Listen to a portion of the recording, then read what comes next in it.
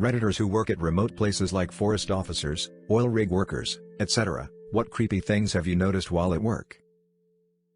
On our drill ship that was built in China, we noticed on the drawings there was a room. We went to look at it and couldn't find an entrance, but the spacing was obvious there was an extra room. It might not sound so creepy unless you've been in these shipyards where two things are known to happen: stowaways, although I doubt it in this case, but also hundreds of workers at any given time following orders blindly. So we confirmed that the room had all 6 sides, yet not a single weld on the outside. There is only one way this could have happened, and I'm sure you're starting to get it now. They must have welded from the inside for this room and then realized they had no way out upon completion if the gases didn't kill them first. It's extremely heavy around that room. People say they hear things. I have definitely. This isn't some old ship either. I rode this ship from China to Amsterdam after completion and then the maiden voyage to America. I guess it happens quick. During college that was located away from major cities, the woods were all around us.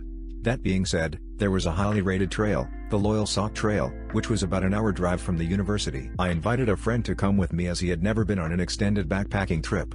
A 50-plus mile trail that we intended to backpack over the 4-day weekend. I am an Eagle Scout who has spent countless hours in the woods and went on backpacking trips consistently throughout my college experience.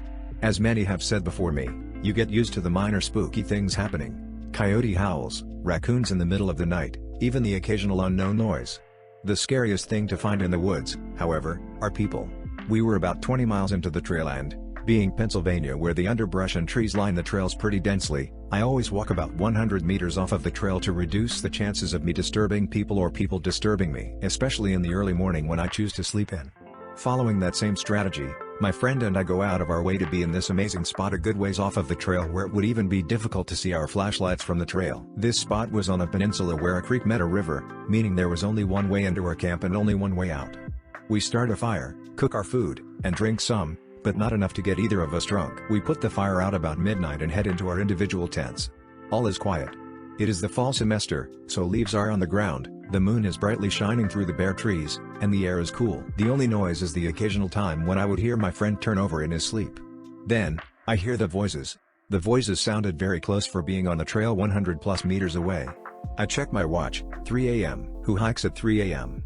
We are 20 miles in. I slowly get out of my sleeping bag, slowly unzip my tent, only to see my friend peeking out of his tent in the exact same fashion. He quickly moves his finger over his mouth in an exaggerated hush signal, then used the same hand to frantically motion towards the way of the trail. Then we see them. 4 adults, 3 men and 1 woman, walking directly towards our camp. No lights illuminating their path, they are walking silently at this point. Only one of them has a backpack, an impossibility for the long hike they were 1/3 of the way through. Being a long trip, you bring wood cutting supplies to chop branches into smaller branches to burn. For me, this was a survival knife. Grabbing the knife, believing it is my only way of defending myself, I am more disheveled than I ever have been, especially knowing that a knife is barely defense at all. These people walk into our site, sit down by our extinguished fire pit, and just sit there for what felt like an eternity. My friend speaks up and asks what they are doing in our campsite. Without answering the question, they ask if we have any food. Having packed as lightly as possible for the long trip, we had a few extra Mountain House, meal ready to eat style meals. I grab one out of my bag and toss it to one of the men.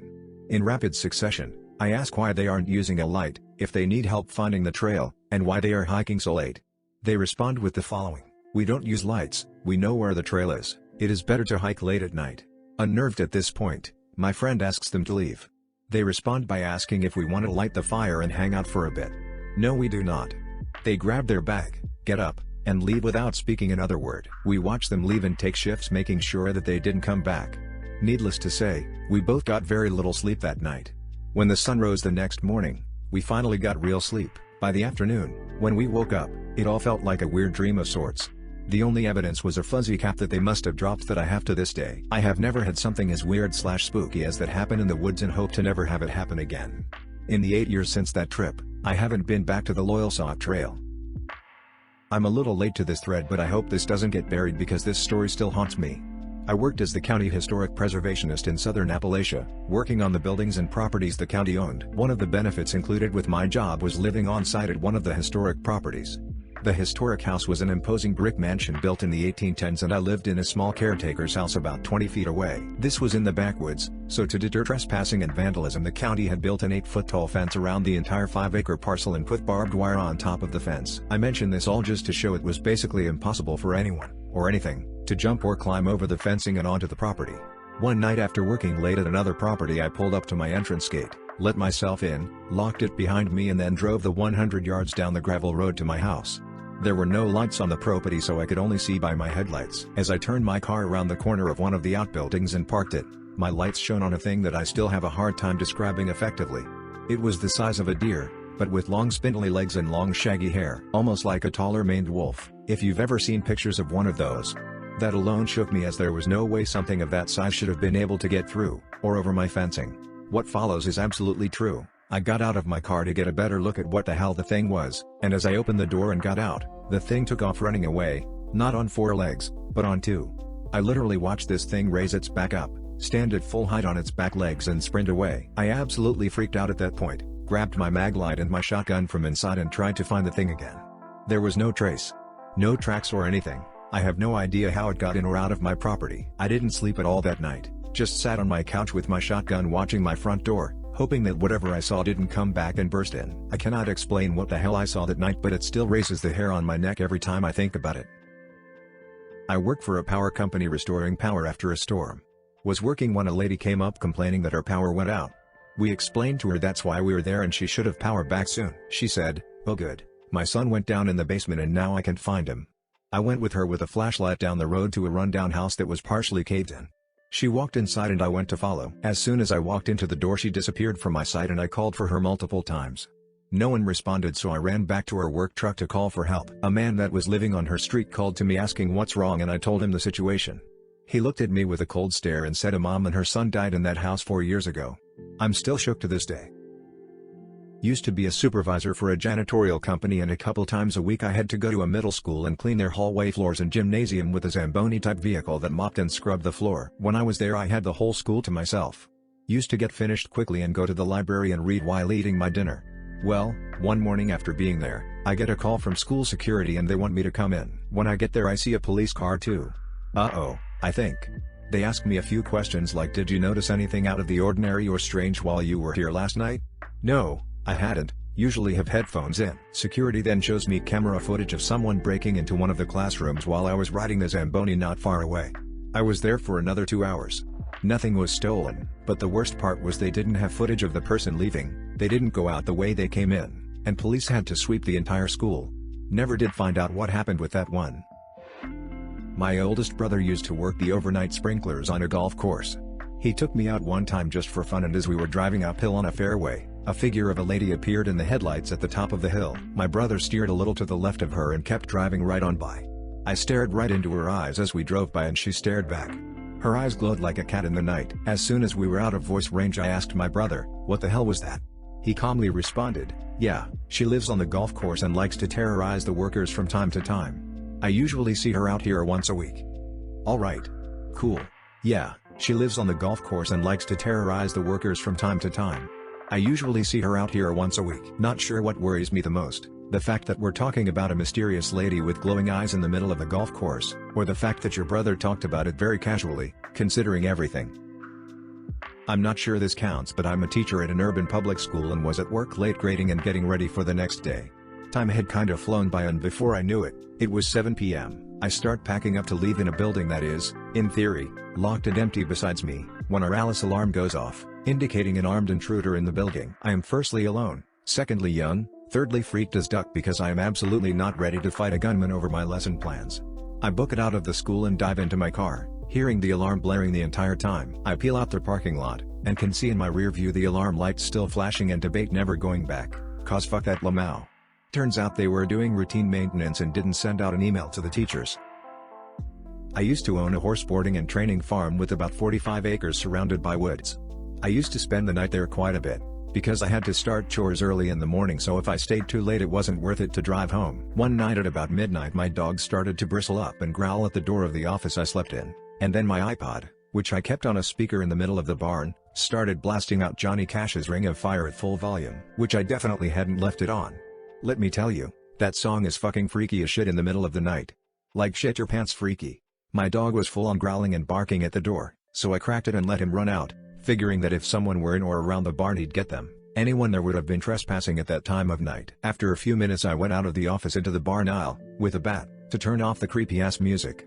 The light I usually kept on so I could see around was off, so it was pitch dark in most of the barn. My dog was just staring out the barn door, which I kept open in the summer to keep the horses cooler, with his hair bristled but wasn't leaving the barn, which he was allowed to do. I wrote it off as creepy as duck, but ultimately just one of those things, you know, like it's weird and I can't explain it, but there's got to be an explanation I'm just not privy to.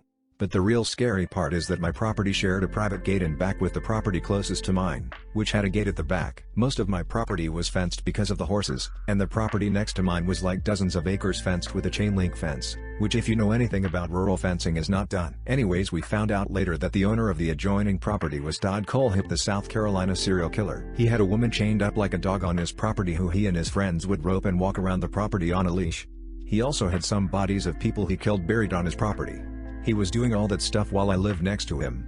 In fact, I used to ride on his property but would always turn around if I heard machinery, in retrospect probably burying bodies, or got the creeps. Like something would tell me to turn around and go home. I was probably one of the few, if not only, person besides his friends who were roping the woman to go on his property while all that was going on. I was the creepy occurrence. I live on a ranch off of a quiet dirt road. Our distant neighbors, nearest house is about 1 mile away as the crow flies, have had issues with people stealing things out of their outbuildings and storage sheds in the area. It was also late in the year, so it was starting to get dark around 6 p.m. So as a result, every time I would see headlights go down our road I would watch to make sure they weren't stopping on the property. One evening I see a vehicle going very slowly down the road and come to a stop at the end of our driveway, about 120 yards from our front porch. The vehicle is parked right in front of a 60s pickup I have parked. So I think whoever it is might be looking to steal it, or just looking over the property. Whatever the case, I decide to put on a black coat and grab my rifle to go investigate. It's dark out, so I stay out of the headlights of the vehicle so I can get close. I can tell it is a white van, but I don't see anything else distinguishing about the van. When I'm about 50 yards away, the van backs up and turns into our driveway. I freeze as the headlights swash across me standing in the middle of my driveway. And I see the reflective FedEx logos on the side of the van.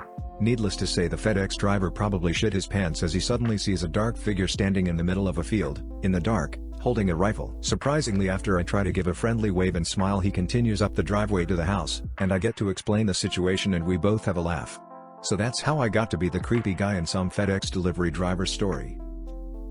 I worked in a salt mine under Lake Erie a couple years ago, and generally speaking, when things are brought down, they're never brought back up. It takes a lot of time to disassemble everything up top, secure and cover the parts, and put it back together down below, and vice versa, so there's tons of old trucks, tractors, and countless other things lined up in the far side of the mine. Anyway, in the 80s, University of Michigan and Cal Irvine were studying proton decay, and trying to capture measurements when it actually happened. Conducting this experiment topside is problematic because of cosmic rays and other forms of interference, so the mine was chosen as 2,000 feet of earth absorbs pretty much everything. So they dug out a pool, about 80 feet by 70 feet, filled it with 2.64 million gallons of purified water, and put fancy cameras and other equipment along the side. They had a whole shop, lab, and dive center down there. I don't think they ever captured a proton decaying, and eventually the grant money ran out after a few years, so the mine threw up some caution tape on the main steel door leading to the study, and that was that. Fast forward 20 years and I'm working there as an electrician, and I get a job to fix some big conveyor motor drive, so I set off and try to cannibalize some parts off old equipment. I remember one of the old timers telling me there's a bunch of abandoned equipment in an area by the Kepi lift, the main elevator.